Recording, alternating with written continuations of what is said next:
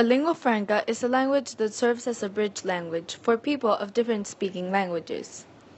Over the years, there have been several examples of lingua francas, but the modern day has one specific one, English. This can be attributed to several factors, including economic domination and media.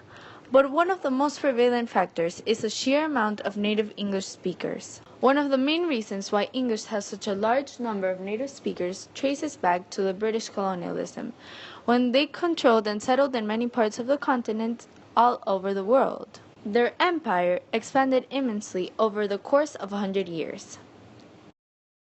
In this time, the British imposed their language on the native people, through education and administration, forcing non-English speakers to force their language.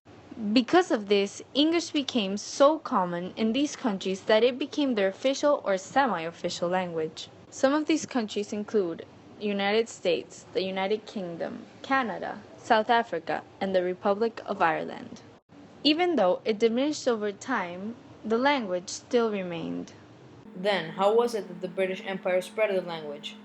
The language expanded as the empire expanded. English was imposed by the colonists, and each time more and more people began to speak it as a second language. Then, of course, reproduction of many generations made it their first language. How was it that English became official in certain countries?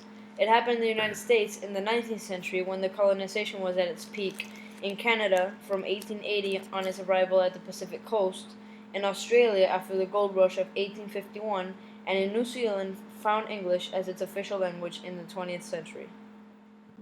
Surprisingly, South Africa made English its official language despite it was mostly spoken by the important minority groups such as educators, civil servants, financiers, military, trade, and industrial business owners, and in the 19th century it became the official language of West and East Africa. This contributed to the growing numbers of English native speakers. Although there are many factors in making English a modern-day lingua franca, the amount of native speakers is one of the most important ones. This is because other factors, such as media, will not have such a great impact if English did not have so many native speakers. The reason English media is such a defining factor is because it has such a wide audience to market to, given that there are many English native speakers. But after all of this, the question still prevails. Does English deserve to be the world's lingua franca? Well, yes it does.